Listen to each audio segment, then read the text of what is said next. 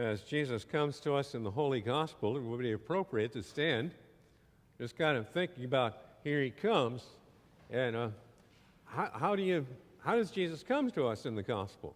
You have to play a role in the Gospel. You have to determine who you're going to be. In today's Gospel, you determine whether you're going to be the woman who wouldn't give up, the disciples who couldn't be bothered, or perhaps Jesus, who was really surprised. The Holy Gospel, according to St. Matthew, the 15th chapter, begins with the 21st verse. Leaving that place, Jesus withdrew to the region of Tyre and Sidon. A Canaanite woman from that vicinity came to him, crying out, "Lord, Son of David, have mercy on me. My daughter is suffering terribly from demon possession." Jesus did not answer a word. So his disciples came to him and urged him, "Send her away, for she keeps crying out after us." He answered, "I was sent only to the lost sheep of Israel." The woman came and knelt before him. "Lord, help me," she said. He replied, "It is not right to take the children's bread and toss it to their dogs." "Yes, Lord," she said, "but even the dogs eat the crumbs that fall from their master's table." Then Jesus answered, "Woman, you have great faith. Your request is granted." And her daughter was healed from that very hour. The Gospel of the Lord. You may be seated.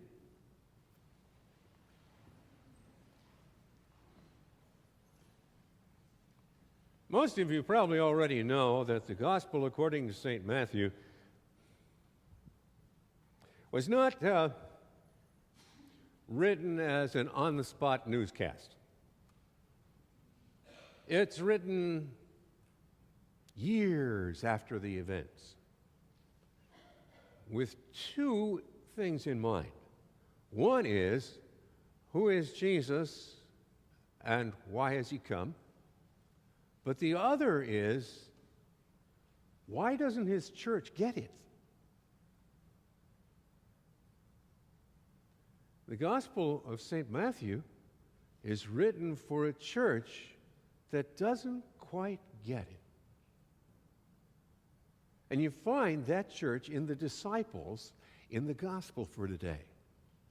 They couldn't be bothered with the wrong kind of people. Tyre and Sidon, that's outside the Christian emphasis. That's out there. Those are the other kind of people. Tyre and Sidon. In Tyre and Sidon, people worship all kinds of stuff.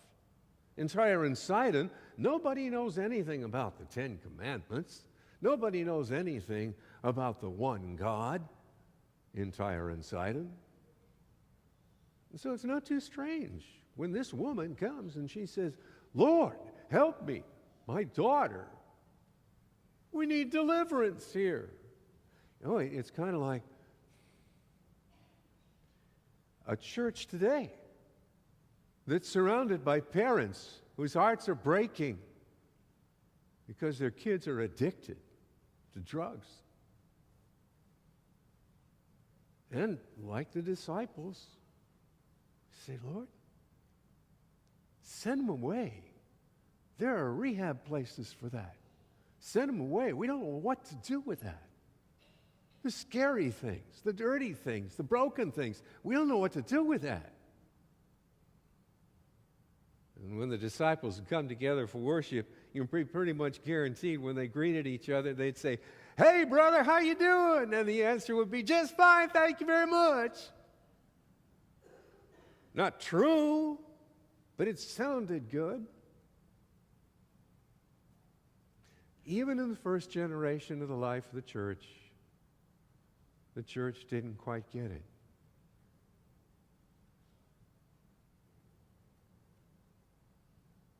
And there's another aspect to it, the Gospel according to St. Matthew, and that is the danger of what would happen to the church that didn't get it. See, the church that didn't get it would substitute Jesus' passion for the outsiders with rules for the insiders. Now, I know the church down through the centuries has gotten over that, haven't we?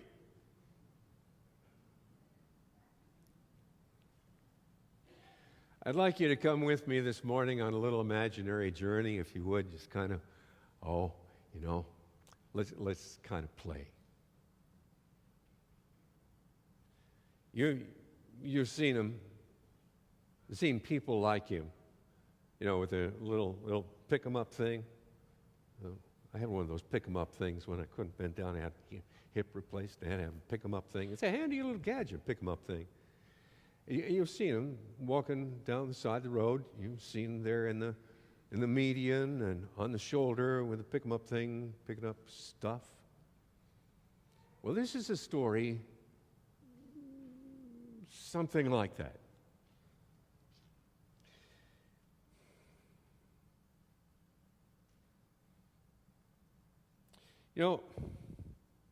Matthew prepares us because people don't change. The dangers in the first century are the dangers in the 21st century. The inward turn drive to worship the wrong God and use him to make ourselves comfortable, successful, or life easier hadn't changed at all. Not since Adam. And we still live with that. But you can't be too hard on the ancients, those old guys from long ago. You can't really be too hard on them because there are certain similarities. How accepting would we be of that woman in Tyre and Sidon? It wasn't more than 100 years ago. Well, one of the problems was she came without a man to speak for her. How dare she speak to a man without a man to speak for her? 100 years ago, in our world, in our culture, it was the same way. My goodness, I can remember growing up in the church where the women had no vote. How many of you old enough to remember that, Al? Good to see you, Al. It's been a lot of years, man. You had to have a man speak for you. Oh, then we became wise. Now everybody speaks. Isn't that great?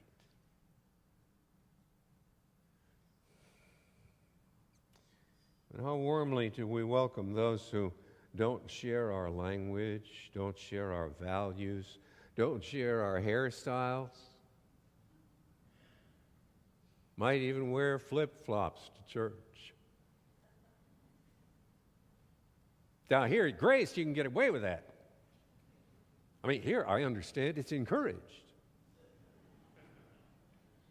And I said, what am I doing wearing this? I've got all these fine Hawaiian shirts. I'm wearing this. I'm wearing this because Jesus gave his life to give me his robe of righteousness, and I get to wear it by faith in him and stand here and say, so do you, it's yours, not mine. And I do that because today, Jesus, flesh and blood, is going to come here, right here, and do a life trade with you. Doesn't matter where you came from, doesn't matter who you are. Willing to do a life trade with you. Willing to, flesh and blood, inhabit your body, your life, your world. That's the tradition you have at Grace. The pastor wears one of these on Communion Sundays, right? And I don't get to preach on a non-communion Sunday, so you just have to look at your robe of righteousness all over me.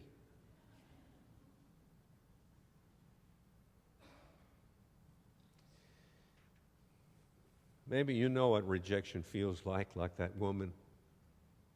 Didn't seem to get to her too badly. She was persistent because she knew the character of the Lord more strongly than she trusted the rejection of his disciples. Is it possible that there are whole herds of people out there who know the faithfulness of Jesus despite the rejection of his people? You suppose maybe the Lord would like to turn that around a little bit? What do you suppose he meant when he said to the disciples, hey, look, the fields are white to the harvest? Pray that the Lord will send forth laborers in the harvest. What do you suppose he meant?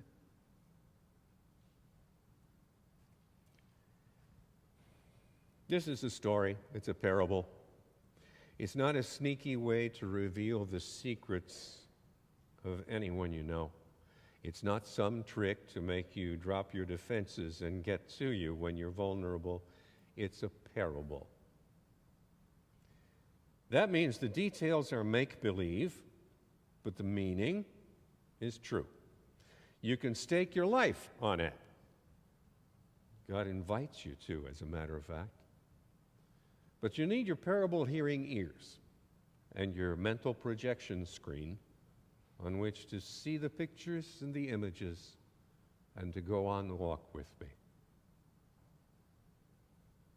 So, relax and listen, and let's see where the story takes us, okay?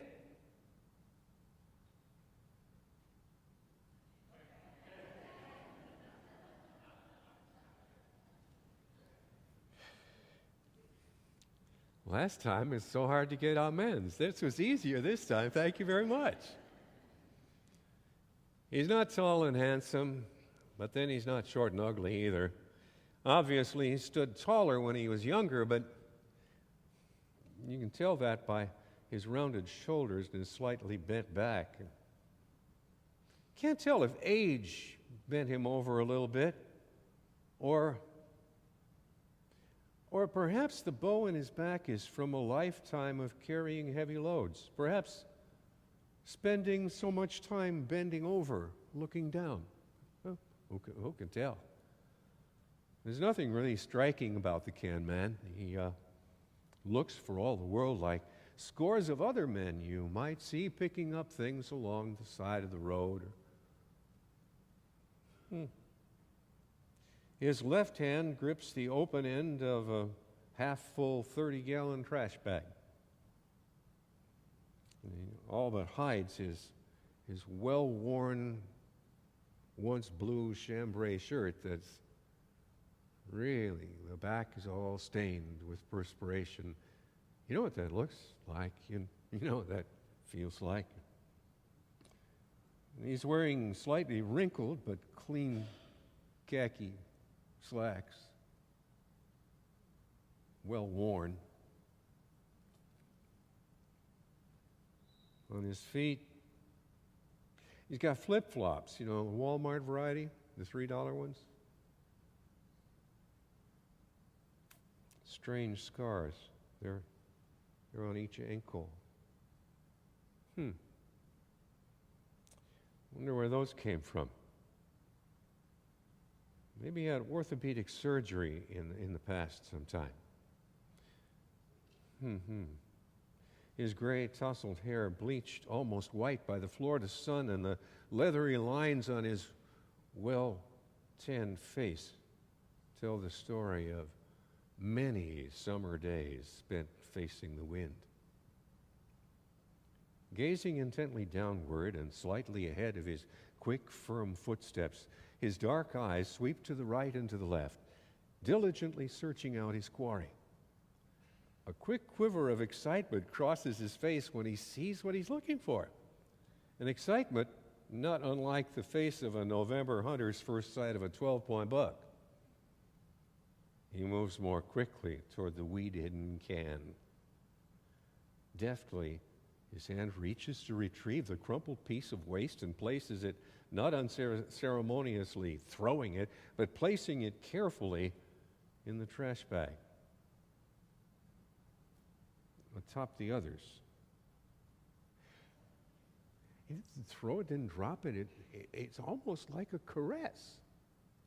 very, very strange to do that with an old can. Then for a moment, he looks taller. He straightens up. He moves on quickly to the next can and repeats the action, replete with a shadowy smile. Folks who've watched him over the years will tell you that he goes through that same procedure day after day on every foot of the roadside in these parts. Between sunrise and sunset every day, you'll find him walking deliberately along the road with his bag in hand. Everyone knows he saves cans, but it's hard to get any more information about him. They say he's of royal blood and came from a country far away. Most guess he has roots in one of those strange places in the Mideast, but no one really seems to know or care. They don't know where he goes at night or where he lives. It's one of those towns where the people believe curiosity killed the cat, so they go about their business. He goes about his. They don't ask. He doesn't volunteer. Remember when we watched him pick up that last can? Did you see his eyes flash warmth, care, and sensitivity all at once? I don't know how you feel about him, but I'm kind of intrigued. I want to know about him. Do you suppose he'd talk to us? Well, the worst he could say is no, right? What can we lose? I'll ask him. Oh, Mr. Can Man. Mr. Can Man, would you stop and talk to us for a few minutes? Oh, no? Oh, sure, fine. Okay, see you then.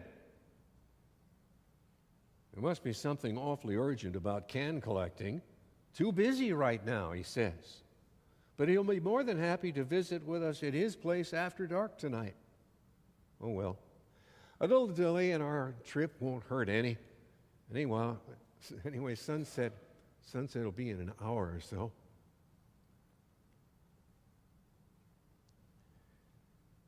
Well, it's dark. This is the place he said to come. This is the house of the Can Man. Look at that really cool fountain in front of the front door. What do you suppose that's for? His shower? I wonder. Let's go in. This looks and feels somehow familiar. Do you notice it? Maybe it's the smell, like wood and furniture polish and books. It's almost like the smell of a church. He said to come right in. Sure is hard to see with only that light up there at the front. Okay, now, where is he? There he is in the light. By that marble table. Must be his workbench. You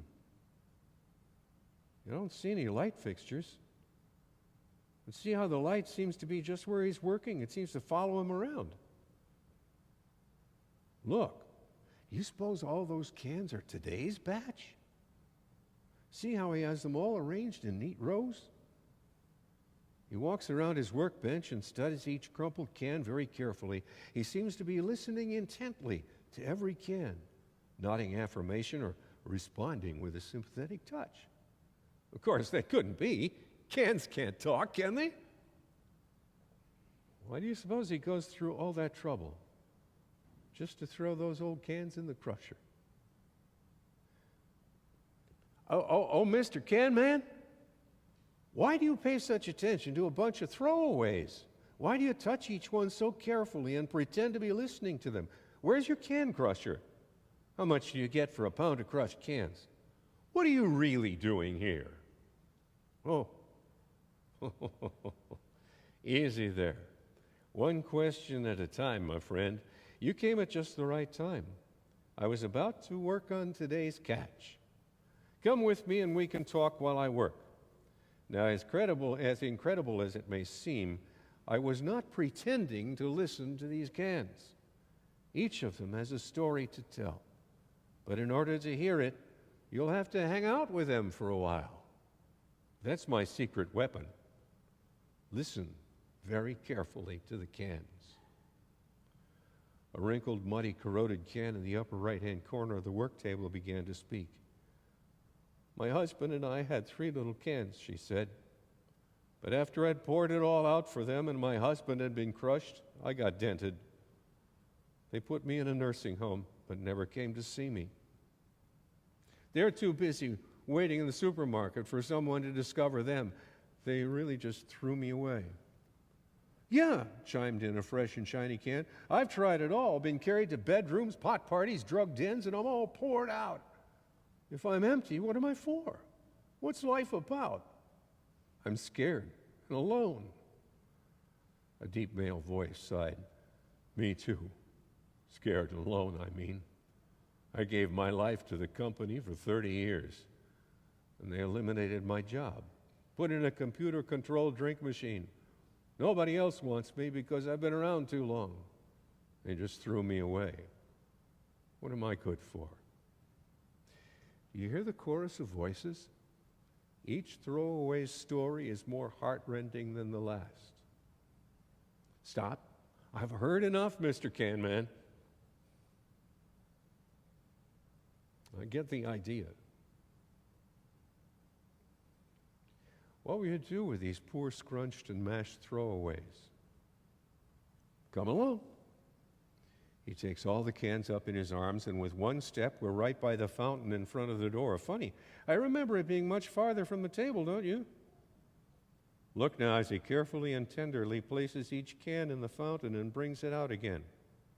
Do you see what I see? Every can he puts in, whatever that solution is in the fountain, comes out looking like new. You're wondering how I can make these cans like new. They're really not like new. They never were this beautiful before. How do I know how long to keep each one in the fountain? Just long enough to begin to see my own reflection in the can's surface. How is it, sir, that you know so much about cans? Oh, that's a long, long story, but I'll sketch it out for you. I invented the beverage can, you see. I designed the cans to be refillable. Each one was to spend a lifetime refreshing thirsty people. I never intended them to be sealed. They were always to be open and ready for whoever needed a drink from whatever they carried. They were to be drained many times, and each time I would fill them with my special beverage that refreshes permanently. However, the competition stole my first two prototypes. They were modified and became, what's that pleasant word your world has for those out of whom it sucks all life? They became disposable? Well, no more. After they've been through this washing, these cans are ready to become what I intended them to be. I fill them with a special thirst-quenching beverage from the fountain. When they're drained, I refill them. If they're thrown away, I reclaim them. I've been at this ever since there were beverage cans, and I haven't lost one yet. With special beverage? What kind of beverage permanently quenches thirst? Here at my workbench, as often as each can returns to me, I fill it with my own formula. It contains life. It is from my life. I poured it out for all the throwaways. The cans contain it. They take it into the world. I call it living water. It is I myself. It is my very life's blood. Sir, I can't help noticing those scars on your hands. Early in the day, I saw scars on your ankle, too. Would you tell me what happened? Okay. If you've been to a park, you've probably seen a man with a nail stick picking up paper. Well, they use that to pick up cans in this area. That machine utilizes a similar principle, but it's bigger and sharper and has more nails. They use a couple beams and nails. Oh, never mind the details. One day on my collection trip, the nail stick machine came along where I was. I couldn't let it get the cans and crush them, so I jumped between it and the cans. And you saved the cans and destroyed the nail stick machine? No, not exactly. I was impaled on the nail beams. I died and went through the crusher. You died saving the cans? But you're alive and talking to me. I can't explain it to you in a way that you can understand, but yes, I died. 3 days later, I was no longer dead. I now live to rescue all cans and fill as many as will trust me.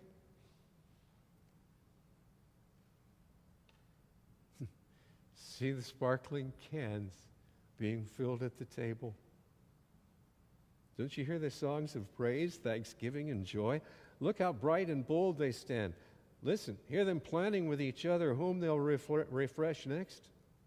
Look, that same light that illuminated the can man now glows from each can.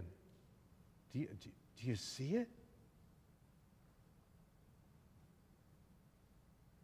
Wouldn't you praise and give thanks and rejoice and plan too if the can man had done that to you?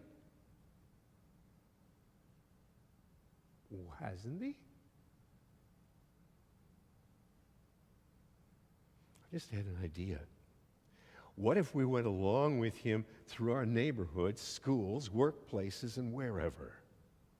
He'd be able to pick up so many more cans and process them much more quickly.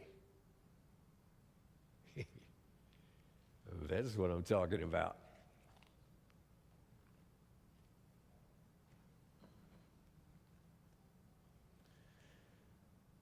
May God be gracious to us and bless us and make his face shine upon us, that your ways may be known on the earth, your salvation among all nations. May the peoples praise you, O God. May all the peoples praise you. May God be gracious to us and bless us and make his face shine upon us, that your ways may be known on earth, your salvation among all nations. May the peoples praise you, O God. May all the peoples praise you.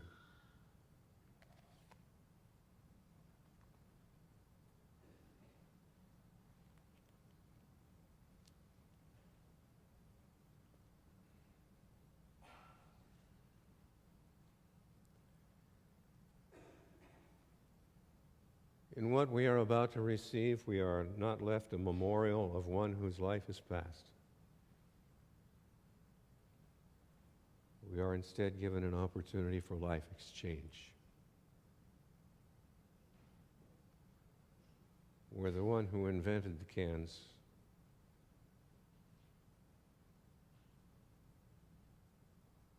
places his very life.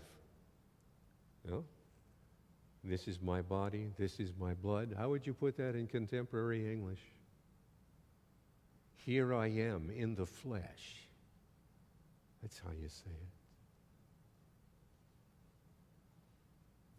For forgiveness of sin, life, and salvation, that only happens in a life exchange.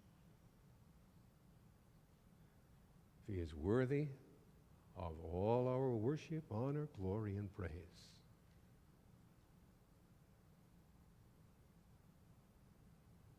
We lay it all down, and he fills us all up.